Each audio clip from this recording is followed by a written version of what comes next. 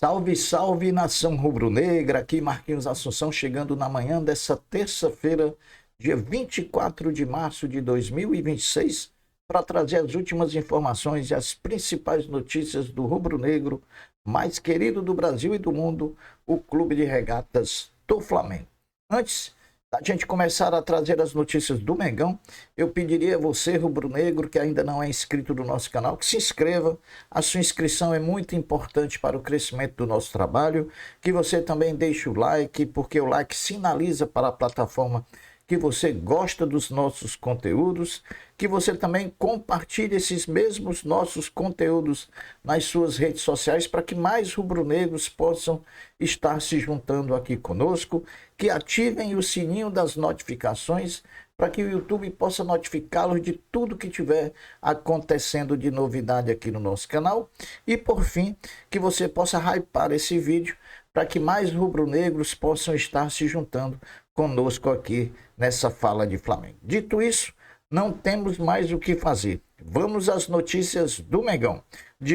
Depois do empate diante do Corinthians, no último domingo na Neoquímica Arena, o elenco rubro-negro, logicamente excluindo aqueles que foram convocados para as suas seleções nacionais, ganharam 2 dias de folga, devendo se reapresentar na próxima quarta-feira, às 16 horas, no CT Ninho do Urubu, quando será iniciada a preparação para a próxima partida pelo Campeonato Brasileiro contra o Bragantino, no dia 2 de abril, quinta-feira, em Bragança Paulista.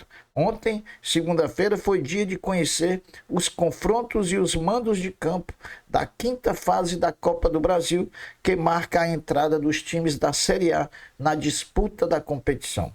O Flamengo, participante do Pote 1, terá como adversário o Vitória da Bahia, fazendo a primeira partida sendo jogada no Maracanã e a segunda partida decidida no Barradão, em Salvador, na Bahia. Os jogos de ida da quinta fase da Copa do Brasil estão programados para acontecerem nos dias 22 e 23 de abril e os jogos de volta nos dias 13 e 14 de maio. Depois da partida contra o Corinthians, no domingo, o Flamengo ganhou 2 jogadores pendurados pelo cartão amarelo para a partida contra o Bragantino. São eles Jorginho e Alexandro. O próprio lateral Alexandre, o Flamengo divulgou uma nota oficial dando conta de que o atleta, depois de passar por uma ressonância magnética, acusou uma lesão muscular na posterior da coxa direita. O Flamengo ontem divulgou a agenda do futebol profissional dessa segunda-feira, dia 23, ontem até o domingo, dia 29, contemplando 3 folgas. Ontem, segunda, hoje, terça e no próximo sábado. O resto serão treinamentos no CT Ninho do Urubu. Conheça agora a lista dos artilheiros do Flamengo nessa temporada de 2026. Em primeiro, Pedro com 8 gols marcados. Em segundo, Samuel Lino com 4 gols. Em terceiro, Paquetá com 4 gols. Em quarto, Arrascaeta com 3 gols. E em quinto, Cebolinha também com 3 gols. O Flamengo, antes de voltar para São Paulo, voltando aqui ao caso do lateral Alexandre, antes de voltar de São Paulo, quando enfrentou o Corinthians, informou em nota oficial que o lateral esquerdo Alexandre, após realizar uma ressonância magnética, detectou uma lesão muscular na região posterior da coxa direita. Inclusive, o jogador foi cortado da seleção brasileira. O Flamengo não divulgou o grau da lesão, nem tampouco o tempo de recuperação, como muitos estão dizendo por aí. Agora vamos fazer uma análise e uma retrospectiva sobre a questão envolvendo o equatoriano Gonzalo Plata no Flamengo. O comportamento do atacante Gonzalo Plata tem incomodado e muito a atual comissão técnica do Flamengo. Diante desse cenário, o departamento de futebol do Flamengo avalia sim a possibilidade de negociar o equatoriano e vê a Copa do Mundo como uma grande vitrine para que isso possa acontecer. Internamente, a leitura é de que Plata seguirá perdendo espaço no clube, mas o Flamengo trabalha para recuperá-lo.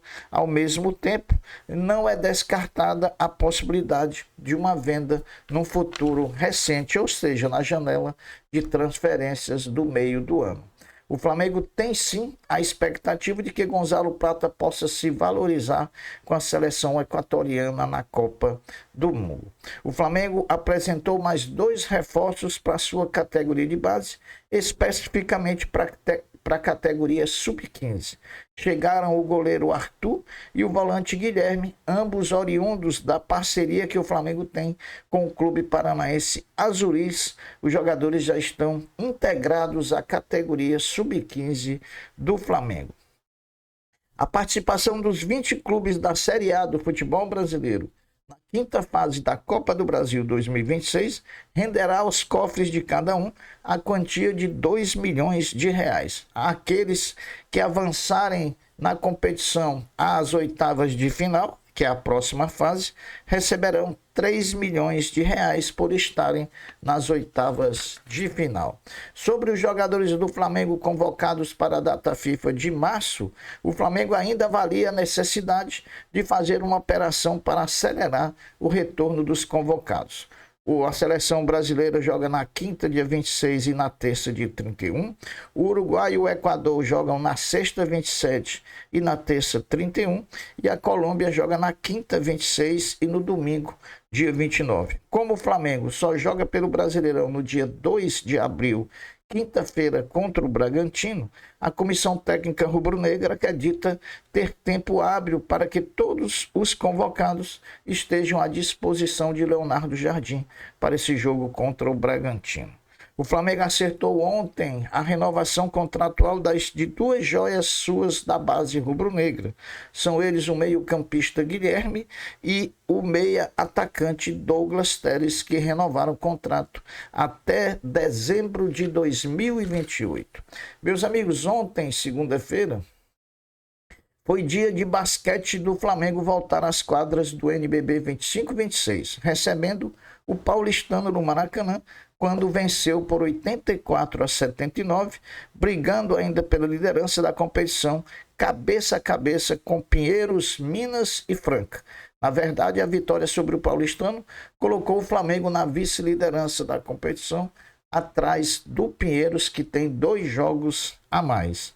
Agora o basquete do Mengão enfrenta na próxima quarta-feira, amanhã, em Brasília, o Brasília, jogando na capital federal, às 20h15, com transmissão da Flamengo TV. Hoje, terça-feira, dia 24 de março de 2026, acontece a última rodada da fase de classificação da Superliga Feminina de Vôlei 25-26, com a realização das 6 partidas que definirão os mata-matas. O Flamengo enfrenta o Batavo Mackenzie às 21h no Tijuca Tênis Clube, precisando apenas da vitória para confirmar o primeiro lugar geral da fase de classificação da Superliga Feminina de Vôlei.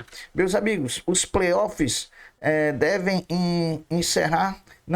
já começar no final de semana que vem, onde acontecerão os primeiros jogos. No vídeo de amanhã, quarta-feira, eu vou trazer os playoffs definidos para a fase final da Superliga Feminina de Vôlei. Sobre o retrospecto entre Flamengo e Vitória na Bahia, que são adversários na Copa do Brasil, o confronto volta a ser disputado após 22 anos.